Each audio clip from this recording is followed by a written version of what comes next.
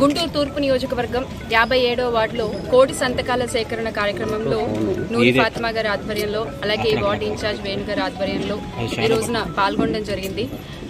చాలా సంతోషంగా ఉంది. ఎందుకంటే ఒక దురాలోచనకి అడ్డుకట్ట వేస్తూ జగన్మోహన్ రెడ్డి గారు తలపెట్టినటువంటి ఒక గొప్ప ఉద్యమం ఇది. ఈ ఉద్యమంలో రాష్ట్ర ప్రజలందరూ కూడా పాలు పంచుకోవాలనేటువంటి ఒక మంచి ఆలోచన చేసి జగన్మోహన్ రెడ్డి గారు గ్రామ స్థాయి నుంచి కూడా పిలుపునివ్వడం జరిగింది. ప్రతి ఒక్కళ్ళు ఈ కోటి సంతకాల సేకరణ కార్యక్రమంలో పాల్గొనాలి అని. నిజంగా నాకు తెలిసి ఈ రోజున కోటి కంటే ఎక్కువే అవుతాయేమో సంతకాలు. ఎందుకంటే అంతలాగా ప్రజలు ఈ ఆలోచనని వ్యతిరేకిస్తున్నారు, అంతలాగా ప్రజలు ఈ ఆలోచనకి ఎదురుగా పోరాడడానికి సిద్ధంగా ఉన్నారు ప్రతి నియోజకవర్గంలో, ప్రతి వార్డులో కూడా. ఎందుకు అంటే వాళ్ళు వాళ్ళ ఆస్తిలా భావిస్తున్నారు ఆ మెడికల్ కాలేజీలు అన్ని కూడా. జగన్మోహన్ రెడ్డి గారు ఈ రాష్ట్ర ప్రజలకు ఇచ్చిన ఒక గొప్ప ఆస్తిగా భావిస్తున్నారు ప్రజలు. ఈ రోజున వాటిని తీసుకెళ్లి ఎవరో ప్రైవేటు వ్యక్తుల చేతుల్లో మేము పెడతామంటే మేము చూస్తూ ఊరుకోము అని ఈ రోజున ఆంధ్ర రాష్ట్ర ప్రజలందరూ కూడా అంటున్నటువంటి పరిస్థితి. వాళ్ళ పిల్లల్ని డాక్టర్ చేసుకోవాలని కలలుగంటున్న తల్లిదండ్రులు కానీ, కష్టపడి చదువుకుని ఈ రోజున డబ్బులు కట్టలేక వైద్య విద్యకి దూరం అవుతున్న విద్యార్థులు కానీ అందరూ కూడా ఏకమై ఈ కోటి సంతకాల సేకరణ కార్యక్రమంలో పాల్గొనబోతున్నారు. వైద్యని, విద్యని కనీస అవసరాలుగా భావించేటువంటి మనం వాటిని అందని ద్రాక్షలా మనం ఉంచుకోకూడదు. ఖచ్చితంగా జగన్మోహన్ రెడ్డి గారు చేసిన మంచి ఆలోచనకి వీళ్ళు అడ్డుకట్ట వేద్దామని చూస్తున్నారు. దాన్ని ఎట్టి పరిస్థితుల్లో జరగనివ్వము అని రోజున రాష్ట్ర ప్రజలందరూ కూడా అంటుకున్నటువంటి పరిస్థితి. మరి అందులో భాగంగానే కోటి సంతకాల సేకరణలో ఈ రోజున నూరి ఫాతిమా గారు పిలవగారు నేను కూడా రావడం జరిగింది, పాల్గొనడం జరిగింది. ఈ రోజున ఈ వార్డులో 12,000 సంతకాలు సేకరిస్తాము. అవి నూరి ఫాతిమాకి అందిస్తాం. తీసేస్తున్నారేంటన్నా? తీసేసారు కదా, లేదు కదా అసలు.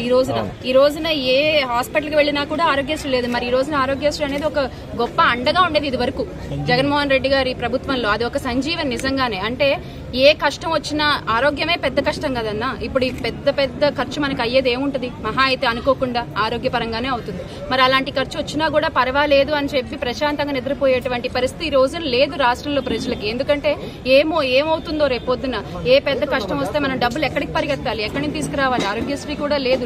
లక్షలు పోసి మనం వైద్యం చేయించుకోగలమా? మనిషిని పోగొట్టుకోవాలా అనేటువంటి ఒక సందిగ్ధ పరిస్థితులు ఈ రోజున రాష్ట్ర ప్రజలు, పేద మధ్యతరగతి, దిగువ మధ్యతరగతి ప్రజలు ఉన్నటువంటి పరిస్థితి. అంటే డబ్బు ఉంటే బతికేయచ్చు, డబ్బు లేకపోతే చచ్చిపోవాలా? అదే ఈ రోజున కూటమి ప్రభుత్వం ప్రజలందరికీ చెప్తున్నటువంటి తీరు. అలాగే ఉంది వాళ్ళ వైఖరి చూస్తుంటే. దీని మీద వైసీపీ ఎటువంటి స్టెప్ తీసుకుంటుంది? వైఎస్ఆర్ కాంగ్రెస్ పార్టీ ఖచ్చితంగా ఎప్పుడూ మా జగన్మోహన్ రెడ్డి గారు చెప్పినట్టుగానే ప్రజాక్షేమం కోసమే పేదల పక్షాన్ని నిలిచేటువంటి పార్టీ వైఎస్ఆర్ కాంగ్రెస్ పార్టీ.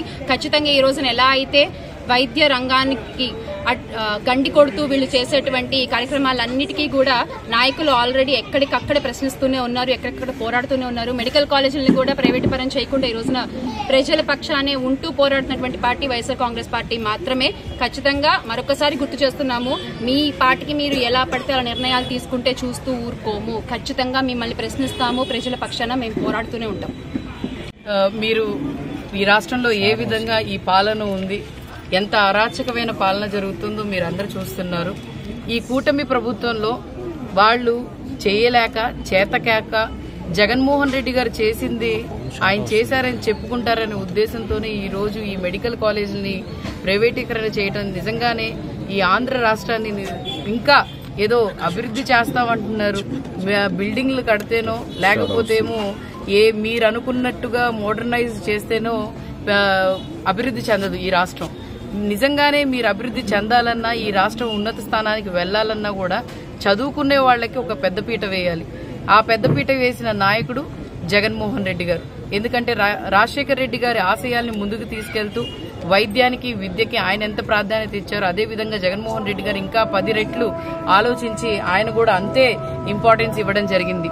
మీరు ఈరోజు చూసుకుంటే జగన్మోహన్ రెడ్డి గారి ఉద్దేశం ఒక్కటే, పేదవాడు ఉన్నత స్థానానికి వెళ్ళాలి. ఉన్నత స్థానానికి వెళ్ళాలి అని అంటే నేను పథకాలు ఇవ్వటమే కాదు, పథకాలు అమలవటమే కాదు, పథకాలు ప్రతి ఇంటికి చేరటమే కాదు, అలాగే విద్య, వైద్యం ఈ రెండు ఇచ్చి ఆ కుటుంబానికి ఉన్నత స్థానానికి అందించాలి. అలాగే వాళ్ళ ఇంట్లో వెలుగు రావాలి అని అంటే ప్రతి బిడ్డ చదువుకోవాలని చెప్పి, ఎలాగా నాడు నేడు వల్ల స్కూల్ డెవలప్మెంట్ కాదు, లేకపోతే పేద విద్యార్థులు చదువుకోవడానికి మంచి విద్యే కాదు, అలాగే ఫీజు రియంబర్స్మెంటే కాదు, అలాగే ఈ రోజు డాక్టర్లకి మరి డాక్టర్ చదువుకుందాము, డాక్టర్ గా అవుదాము అని చెప్పి ఎవరెవరు కోరుకున్నారో వాళ్ళందరినీ నిజంగానే ముంచేసిన ప్రభుత్వం ఏదైనా ఉందంటే ఈ కూటమి ప్రభుత్వం మాత్రమే.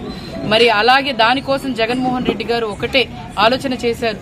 మన గొంతు ఎత్తుదాం, మనం అందరం కలిసి చెయ్యి కలిపి ప్రతి ఒక్కళ్ళకు కూడా దీని గురించి అవగాహన తీసుకొని వచ్చి మరి ఈ పీపీపీ మోడ్ లో తీసుకెళ్తున్న ప్రైవేటీకరణ చేస్తున్న ఈ మెడికల్ కాలేజ్ ని ఏ విధంగా ఆపాలి అని చెప్పి కేంద్రానికి కూడా మరి ఈ రోజు మోడీ గారు మన రాష్ట్రానికి రావడం జరిగింది.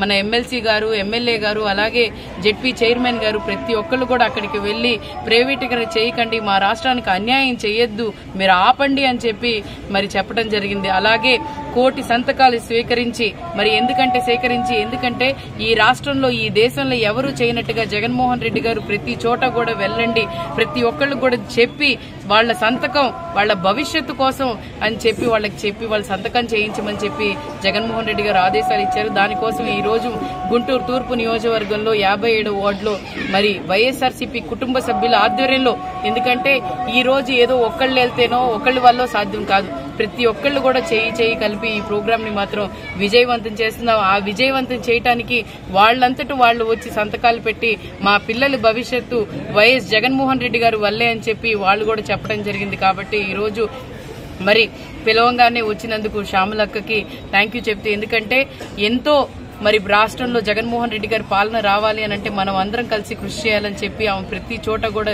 ఈ ఒక్క నియోజకవర్గంకే పరిమితం కాకుండా ఈ రాష్ట్రంలో ఉన్న 175 నియోజకవర్గాల్లో ఎవరు పిలిచినా వెళ్లి తన అంతూ తను కృషి చేసి జగన్మోహన్ రెడ్డి గారి కోసం మరి ఆయన సీఎం కావటం కోసం ప్రతి ఒక్క చోట కృషి చేస్తున్నారు. కాబట్టి మరి ఈ ప్రోగ్రామ్ ని రాష్ట్రంలో ప్రతి చోట కూడా విజయవంతంగా జరుగుతుంది. కాబట్టి ఈ కూటమి ప్రభుత్వం ఎన్ని అడ్డంకులు తెచ్చినా కూడా ఇది మాత్రం ఆగేది లేదు. ఈ పోరాటం ఈ రోజు ఇక్కడతో ఆగదు. ఎందుకంటే మీరు ఆరోగ్యశ్రీ కూడా తీసేశారు, ఏదో జగన్మోహన్ రెడ్డి గారు తీసుకొని వచ్చారని చెప్పి.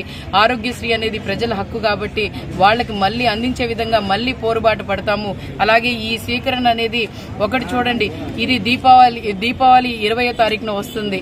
మరి చెడిపోయి మంచి వచ్చే విధంగా ఏ విధంగా మనం దీపావళి చేసుకుంటామో అలాగే ఈ రాష్ట్రానికి చెడిపోయి మంచి వచ్చే రోజులు ముందు ఉన్నాయని చెప్పి ఈ రోజు ఈ మొదటి స్టెప్ ఇక్కడి నుంచి మొదలు పెట్టాం. ఖచ్చితంగా విజయం సాధిస్తాము. మరి అలాగే ప్రైవేటీకరణ ఆపటానికి మా వంతు మేము కృషి చేస్తాము. Thank you.